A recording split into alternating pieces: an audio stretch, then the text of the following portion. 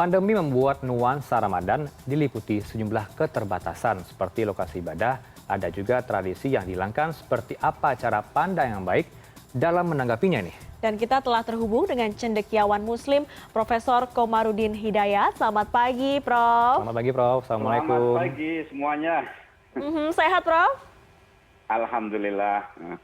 Prof, ini kan pandemi ini tidak pernah kita duga sebelumnya. Yang jelas walaupun setiap 100 tahun sekali selalu ada begini ceritanya. Tapi ini kita nggak terduga keadaan psikologis kami masyarakat ini nggak karu-karuan ditambah dengan dampak ekonominya yang luar biasa.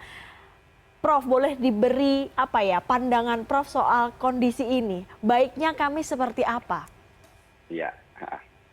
Yang pertama kita sadari bahwa ini problem dunia, bukan hanya kita.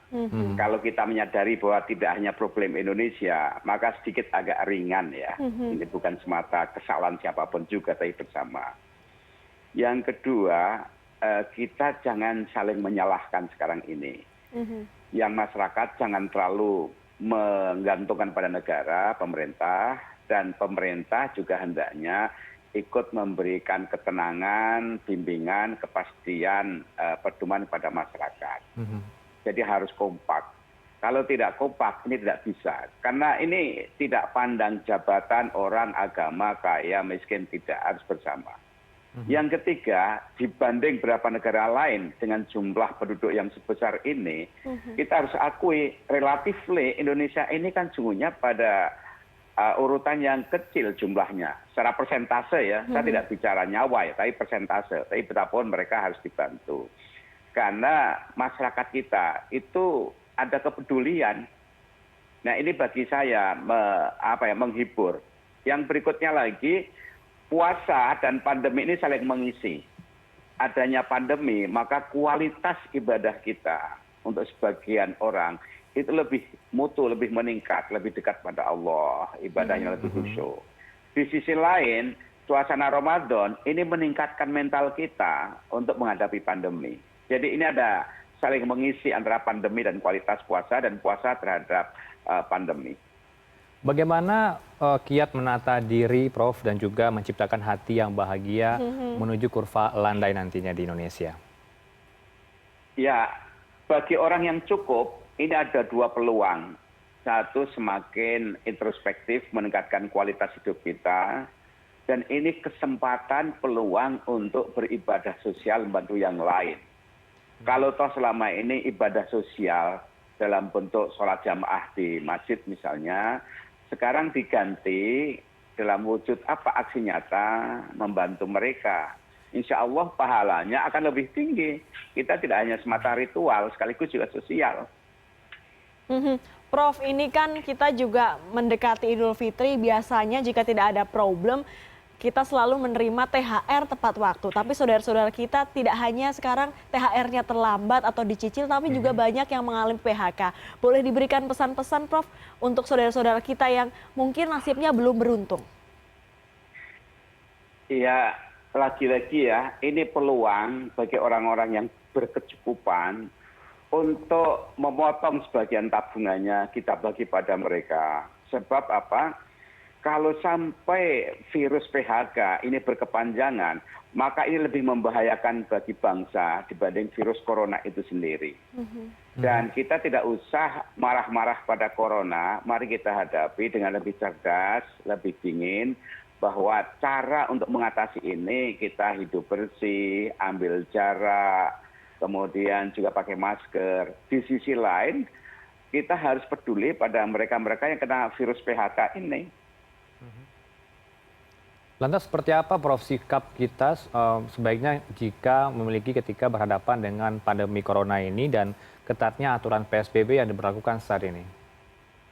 Ini semua ada unsur trial and error ya. Jadi mungkin di satu daerah itu cocok, tapi daerah lain kurang tepat.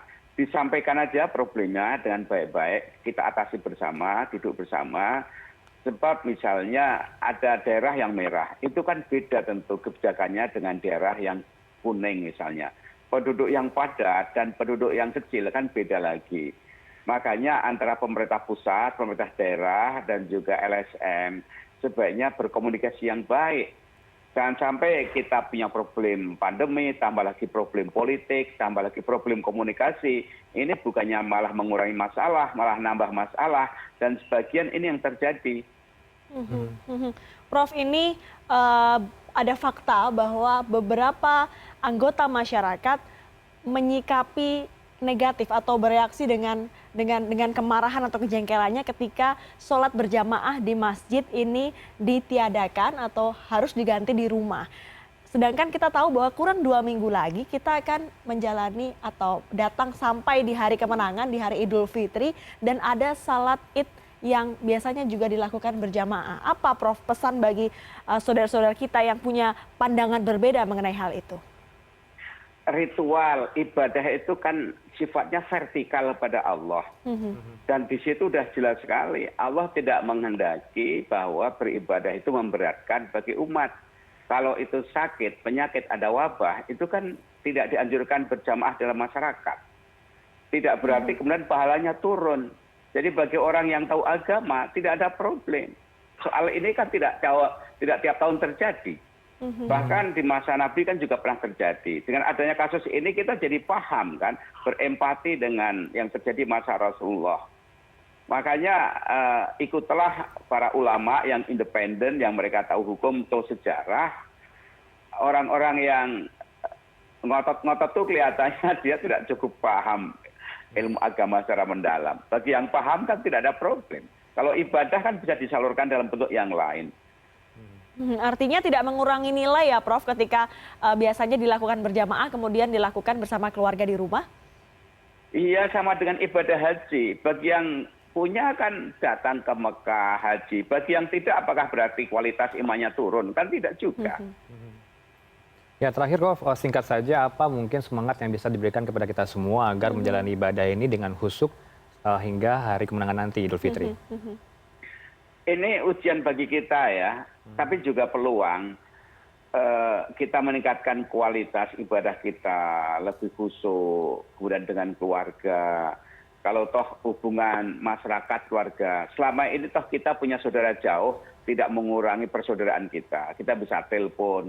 Nanti suatu saat kan kita bisa berkumpul lagi. Jadi mari, ini bagian dari imsak.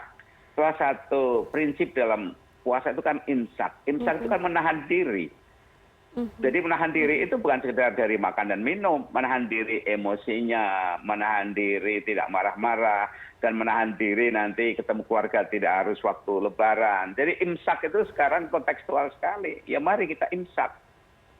Baik, terima kasih Profesor Komarudin Hidayat sudah berbincang memberikan pandangan-pandangannya yang menyejukkan bagi kami, tidak hanya soal ibadah tapi juga menyikapi dampak ekonomi dari COVID-19. Terima kasih Prof, semoga Profesor selalu sehat. Terima kasih.